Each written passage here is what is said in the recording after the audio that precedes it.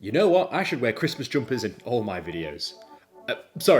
Yes, the Christmas Truce of World War I. The ceasefire that has become somewhat of a cultural phenomenon and a story that has been told for many, many years. This is the story of two sides that uncharacteristically put their differences aside to simply enjoy a day of peace and tranquility. This is the Christmas ceasefire of 1914. Hello! Welcome to Brainspill, the Christmassiest show on the internet. My name is Tank, and today, for this Christmas special, we're talking about why it's very odd that soldiers were able to fraternise with the enemy during World War I. Yes, this is the single most Christmassy topic I could think of. Yes, like I said, World War I. Why would these two sides come together in such a horrible, apocalyptic war? It is perhaps sometimes in war where a truce can come out of the worst circumstances. There was in fact a whole host of factors that led to this very unique ceasefire happening. Yes, it's a pretty odd thing, and photos like this, which were taken at the time, with German and British soldiers standing side by side, these photographs show that this did happen. There was a ceasefire, and it's crazy that there is such a difference of opinion about this thing happening. And it's mainly due to the fact that when this actually happened, the respective governments at the time didn't want these pictures to get out, mainly because they were trying to paint the picture that the opposing side was a ruthless feral force that needed to be put down. This achieves the complete opposite of that. So it's no wonder that people still believe that this thing didn't happen. So yes, that John Lewis Christmas advert is a little bit more real than perhaps you first thought. We are going to explore this today and find out what happened, how it happened, and beyond the romanticised story that is told very often, what perhaps the more realistic idea of what the ceasefire actually was. Some would call it a Christmas miracle, others perhaps an opportunity. On the 24th of December 1914, Christmas Eve, the Western Front of the First World War was in full swing. Soldiers were dug out in wet and miserable muddy trenches, lining France and Belgium to partake in the Great War. War unlike anything anybody had ever seen before. British machine gunner Bruce Bairnsfather wrote about the events of the truce in his memoirs. Like many soldiers, they weren't able to go home and celebrate the festive period with friends and family. Instead, they were shivering in cold trenches, thinking more about how they were going to keep warm during these cold, cold winter months. The war had been waged against the Germans for some time, but the poor weather pretty much grounded the war to a halt. Yes, whilst the Germans were seemingly on the winning side of the war at this time, both sides were struggling with the same daily issues whilst living in the trenches. Yes, this led to heavy rainfall, flooding, vast amounts of mud. These were all miserable conditions for everybody involved. These were soldiers, people that were there to fight, but ultimately, behind that, these are still people, and being in such a young war, the idea of a ceasefire, in retrospect, probably wasn't that crazy of an idea. I mean, how many of these people actually wanted to fight?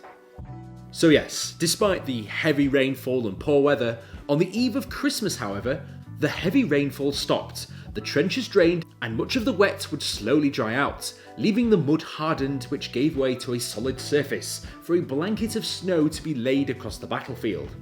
This made living in the trenches somewhat easier than what they had experienced before, almost like the setup to the perfect Christmas movie. That evening, lit Tannenbaum was raised on the German trenches, small Christmas trees which from a distance looks like a potential attack. However, this would soon be realised by the fact that these men were simply giving festive cheer. The German ranks started out in a song with Christmas carols.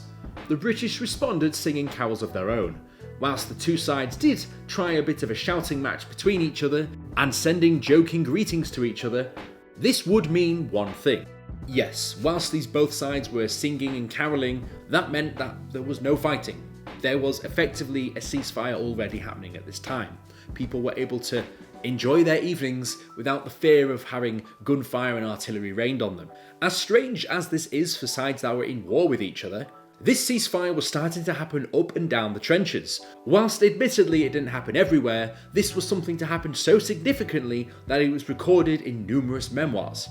A lot of the gestures were initially jokingly or made in a mocking way, but this would change when a lone German would shout out to the British lines saying, "Tomorrow, if you no shoot, we no shoot."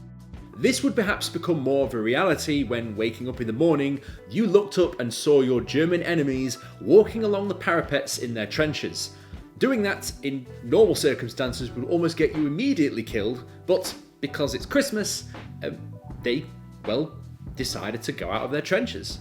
The gap between the two trenches on either side was no man's land, an area where if you went in daylight, you would almost certainly die. However, these people were just walking around, just minding their own business, and this eventually led out a few people to come and meet in no man's land to talk.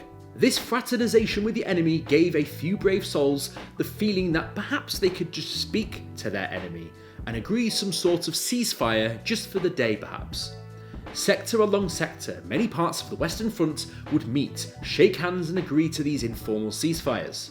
Once done, thousands of soldiers, primarily between the British and German forces, met on the battlefield to talk, exchange gifts, and generally do anything else apart from waging this war. Many soldiers were noted leaving their trenches in order to give gifts, such as champagne, chocolates, cigarettes, anything they can give just to spread around the Christmas cheer, I guess. This, bearing in mind that these opposing forces in some sectors were mere 100 or so metres away from each other. Belgian and French forces did share some similar ceasefires, but this was less so to spread the festive cheer and more so just to be able to give themselves an opportunity to re-coordinate themselves, be it repair trenches, bury the dead, pretty much just a ceasefire to make things easier. This was more so out of convenience, mainly due to the fact that the Germans were currently invading France and Belgium, meaning that there was less mutual desire to have a fun activity in the afternoon. Talking about fun activities, many accounts of the Truce involved one or more football matches that happened in no man's land. And this was perhaps the most prominent image of this event, two sides taking part in a friendly football match, to which the most recorded accounts was the 133rd Royal Saxton Regiment playing a football match against the German side. Most reported scores of this match was that the Germans won 3-2, and you know what, fair play if they did. But I don't think at the end of the day anybody really cared what the score was.